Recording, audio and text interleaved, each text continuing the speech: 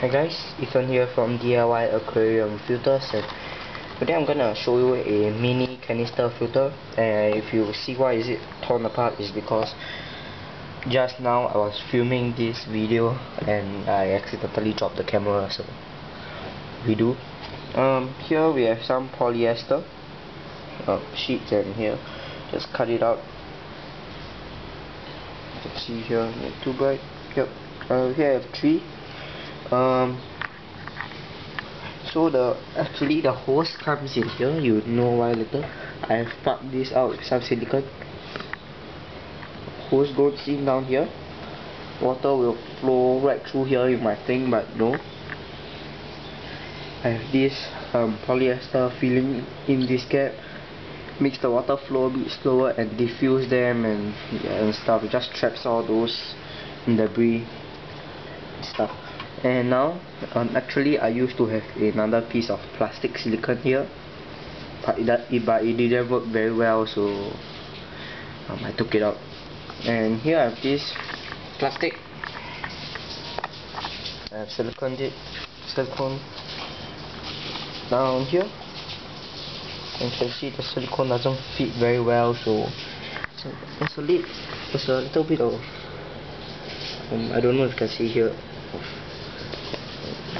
debris built up on top of these glass rings, but luckily the debris wasn't small enough to clog up them. It just settled on top of them. So yeah, that's the mechanical side of the filter. And if you ask why I have this down here, it's because if ever, oh yeah, I forgot to show you something. I've put a sponge here. You can see this hole. I have cut out sponge so that this doesn't ever block the water from going through. The water goes through easily. And keep in mind that this is a coarse sponge. Don't use a fine or medium sponge. And I have this, so if ever the sponge get clogged up for some reason, water can overflow through here. This whole thing will flood. Because this is not a watertight container. I have the lid though, and I will know maybe the next day or something. And here I have my carbon. You can see the media I'm using is the hexagonal glass rings. I made a video about that. You can go search it up. Yes. It's 2 bags of carbon stitched together. I bought it like this. So actually overkill for a thing like this. Yeah, quite a big load of carbon here. I'll set it on. You can see I have some Biohome Plus and Biohome Ultimate. It is actually seeded.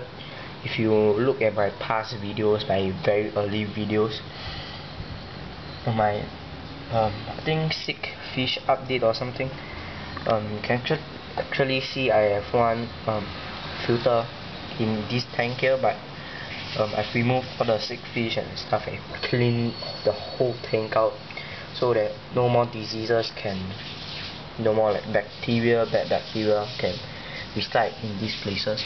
So yeah, I've changed every single thing. Actually seeded, so I put that in to seed in the media, but it doesn't really, the betta doesn't really care. It doesn't even need filtration at all actually. Well, it needs, but most of the time they don't. I don't know how to explain that. But now I have this peat ball. I've shrunk it by putting it in the oven, and then I've placed it in my own bag. This one lowers the pH by quite a lot. But why I use this, it's a small peat ball rated for 20 to 25 liters of water. I have coral sand in here, and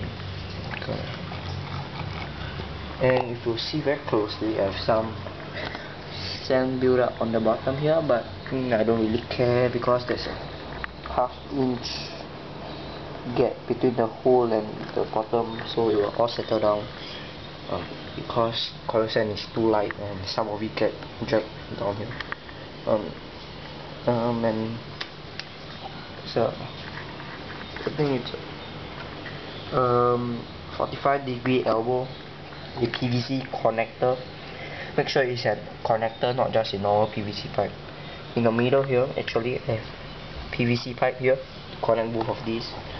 Why I use this connector is because to make a extra tight, extra watertight seal, so that if this silicone doesn't work or anything, it won't actually leak out. The chances of it is lowered. I think I'll place this carbon back in. You don't have to put carbon, but I just put it to absorb all the organics of the water, so that my fish can live a healthier life and stuff like that. We have to put it in because of this PVC connector here and this very big bag of carbon. I'm gonna change this. When I'm gonna change this, I'll just replace this kind of carbon with the smaller ones. Just in this small $1, this is $2. So I think this is actually more carbon, so I bought this. It was meant for larger tank. I don't know if I said that, but sorry if I repeat. This was meant for larger tank, and I moved it away onto an aquarium stand, so I'm not able to put this on. It's not a hanger filter, so yeah, so this is in here. Change that about once a month, 1.5 months. Do not exceed 2 months, even how small your tank is compared to the size of the carbon. Just look, just look. One.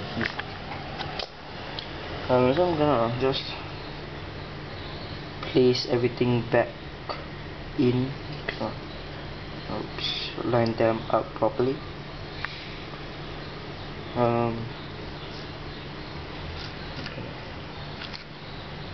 Place that in straight down in there. And to arrange it nicely, actually I had some scissors, but I don't know where it's gone, so yeah. Okay, just my fingers and push it back in here. My fingers are that long. So yeah, and you don't have to put this, and make sure it's a snug fit so no debris can escape. Just make sure of that. So now, as you can see here, it failed completely.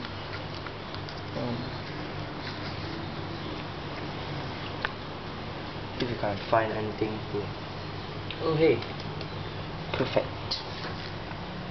This eyedropper here, from how to create a siphon video.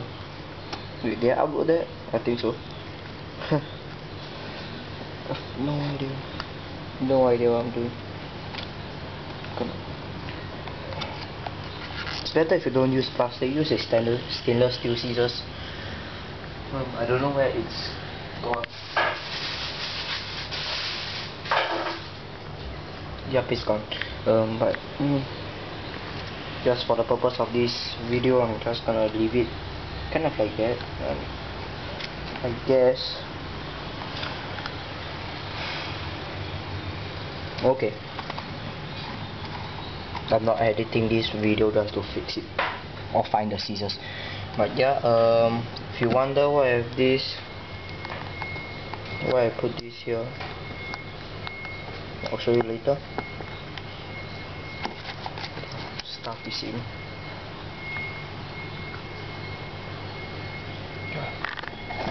Carry this, it's quite heavy. It's about 1 to 1.5 kg of water in there, of everything in there. So yeah, this really small pump that I'm going to recommend, it's very small, only cost me about $5. It can fit an airline tubing. Why I need to put a rubber band around it is because the opening of the pump, the output of the pump is slightly bigger than the tubing, So I'm just gonna put the rubber band to create a watertight seal. And I'm gonna fit this through to make sure it stays in place. And I'll put this on the container. Wait, I'm not supposed to do that yet. And this pump, you can actually adjust it. I think the max flow is 180 liters per hour. So yeah, it maximizes the contact time of this media, and the turnover rate of this tank is a lot, because this tank is just very small. So yeah, I'm gonna feed it inside here. Feed it in, put it straight tight in there.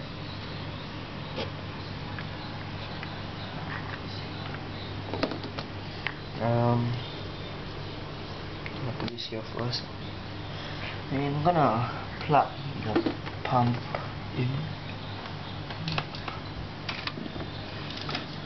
Plug in. Pump to send water up. Look at the, it'll be slightly flowing out here. As you can see, it pushed all the sand away before. So you can see some bubbles and stuff. And because of this, I can't place my cover on. Let's go here. So this is how it works. Basically, bigger pipe. You can miniaturize every single thing with this pump. And just put a very small canister filter. Because I know one of these external canister filters, mini ones, my country, it costs about $50 to $70 for this, for plastic, for air plastic. And I built this for excluding the medias, about $5. Yeah, about $5. Excluding the pump and the media, it's about $15. Very cheap. Very cheap. So now you've seen it working, and I'm gonna explain to you. Airline goes in here, water, debris gets trapped, biological media filter out ammonia nitrite, and because of this biohome and biohome media used, biohome I keep saying nitrate, so reduces nitrate. Because there's only one fish, I repeat, and there's not much nitrate, so this few bits of media can handle it. And peat ball, you can see there, helps to condition the water, and the carbon helps to chemical filtration, just to absorb all the organics out of the water. And some of you may complain that the betta might not like surface agitation. They do not have preferences. Even if there's surface agitation, they don't care. They just come up to breathe. As you know, bettas, like, they can breathe like oxygen in the water, as you can see. Breathe. Yep, it's just deep. I don't know if you can see that. But yeah, this surface agitation is actually providing oxygen for bacteria, nitrifying bacteria, and not the betta. Obviously, even how much air you pump in there, they still won't take in the air. So yeah, that's about it. If you wonder why I do things floating around, okay, I shouldn't call it that, but yeah, that's about it. And this lid, you can just close it to minimize the how to say, the evaporation rate or something like that. So yeah, that's about it. Use any media you want, you can use any kind of carbon you want, you don't have to use carbon, but you have to have this compartment with biological media and any type you want, and this compartment with mechanical filtration, sponges, polyester, carbon pads or whatever. Make sure the mechanical filtration compartment must always be smaller than the biological filtration compartment, because you want more biological filtration. Yeah, so that's about it. Thank you and goodbye.